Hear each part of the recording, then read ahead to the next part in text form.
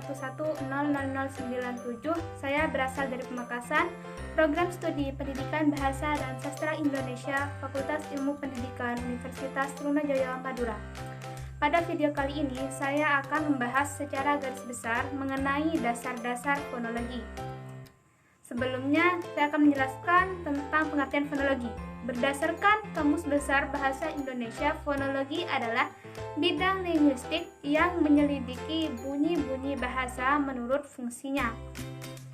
Dasar-dasar fonologi ini mencangkup dasar-dasar fonetik dan dasar-dasar fonemik. Dasar-dasar fonetik mencangkup 4 hal, yaitu jenis fonetik, alat bicara, terjadinya bunyi bahasa, dan klarifikasi bunyi bahasa. Jenis fonetik. Jenis fonetik dibedakan atas 3 jenis, yaitu fonetik artikulatoris, fonetik akustik, dan fonetik auditoris. Fonetik artikulatoris. Fonetik artikulatoris disebut juga fonetik organis atau fonetik fisiologis, yang mempelajari bagaimana bunyi-bunyi bahasa dihasilkan oleh alat-alat bicara. Jadi, pada fonetik artikulatoris ini, kita belajar mengenai bagaimana suatu bunyi bahasa itu dapat dihasilkan oleh alat bicara kita. Selanjutnya, fonetik akustik. Fonetik akustik mempelajari bunyi-bunyi bahasa menurut aspek-aspek fisiknya, yang meliputi frekuensi, getaran, amplitudo, dan intensitas. Berarti dapat disimpulkan bahwa fonetik ini lebih berkenaan dengan fisika. Jenis fonetik yang ketiga adalah fonetik auditoris, yaitu fonetik yang mempelajari bagaimana mekanisme penerimaan bunyi bahasa oleh telinga kita. Jadi pada fonetik auditoris ini kita mempelajari bagaimana indera pendengar kita, yaitu telinga, menerima suatu bunyi bahasa. Selanjutnya, alat bicara. Secara umum, alat bicara manusia memiliki fungsi utama yang bersifat biologis. Misalnya, paru-paru. Paru-paru untuk bernafas. Arus udara dari paru-paru inilah menjadi sumber syarat mutlak terjadinya bunyi bahasa. Misalnya lagi, lidah. Pada bagian lidah membentuk suatu bunyi bahasa. Berikut ini beberapa alat ucap atau bicara yang terdapat dalam diri kita, yaitu paru-paru, pangkal tenggorokan, rongga kerongkongan, langit-langit lunak, langit-langit keras, gusi dalam, gigi, bibir, dan lidah. Selanjutnya yaitu terjadinya bunyi bahasa. Proses terjadinya bunyi bahasa terletak di seputaran alat artikulasi manusia. Apa yang dinamakan dengan artikulasi? Artikulasi ialah proses terjadinya bunyi bahasa melalui alat artikulasi yang disebut dengan artikulator.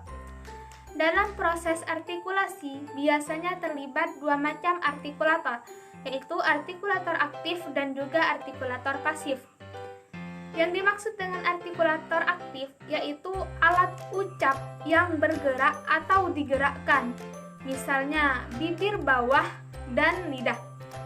Bibir bawah dan lidah kita ini termasuk artikulator aktif.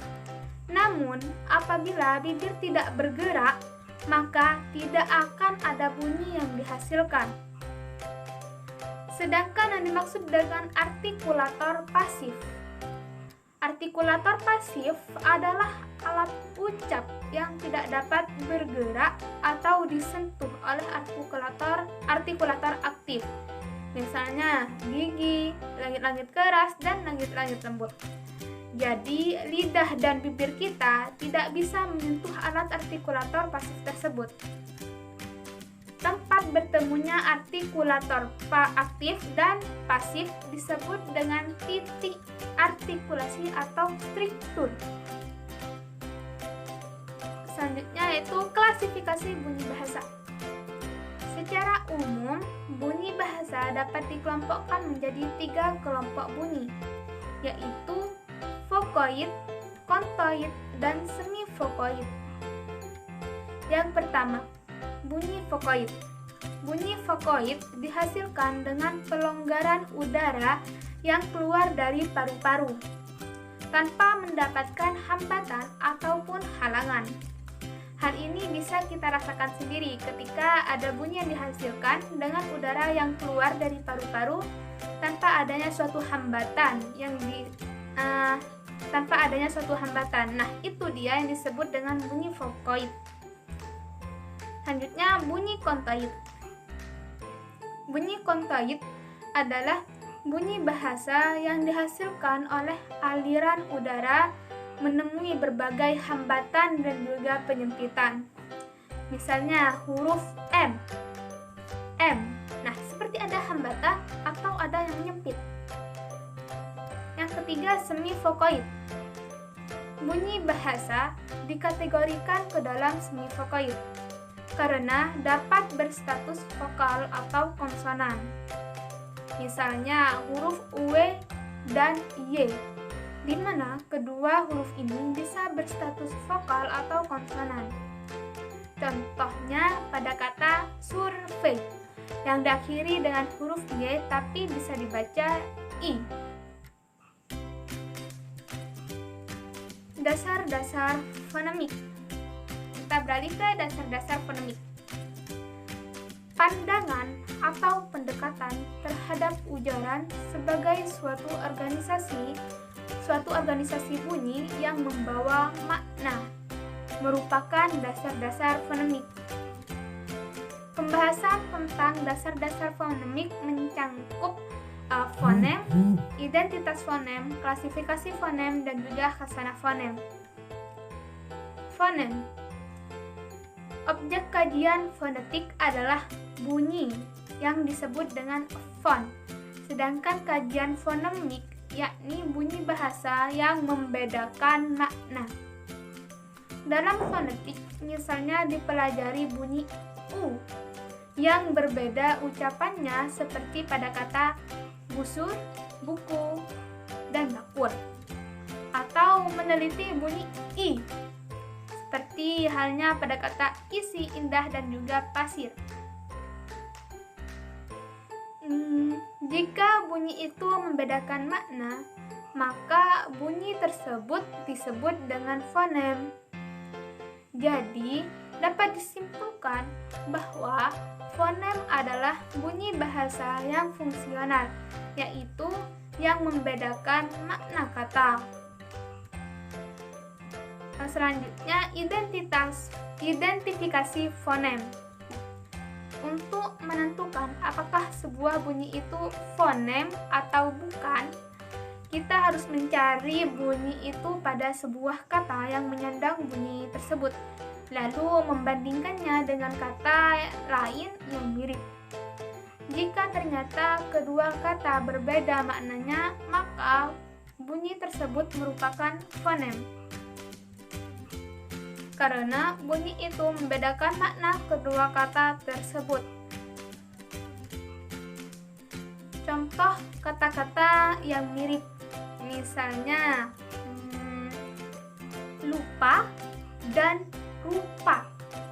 Nah, kedua kata ini berbeda maknanya karena adanya perbedaan bunyi R dan I sehingga merubah maknanya. Antara lupa dan rupa jelas berbeda sekali maknanya.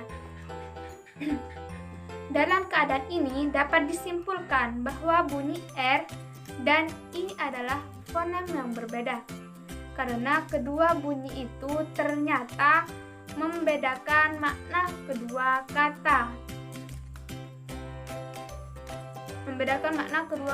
Tersebut.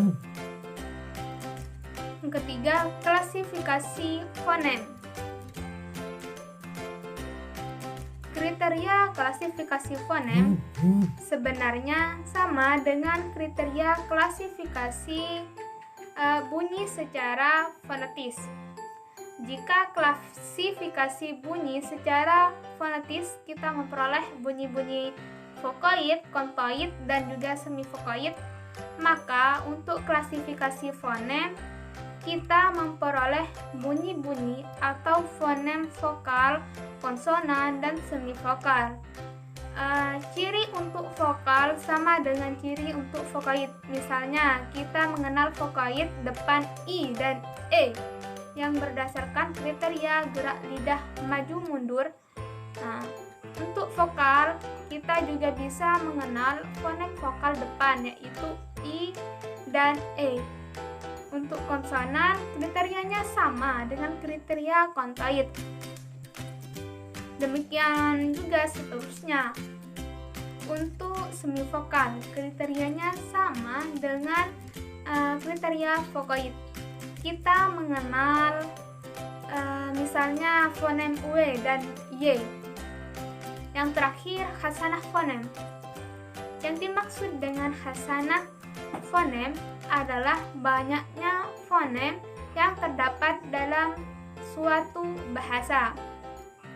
Nah, demikian yang dapat saya sampaikan. Apabila ada kekurangan, saya mohon maaf karena saya juga manusia biasa yang tak luput dari salah dan juga banyak kekurangan tentunya.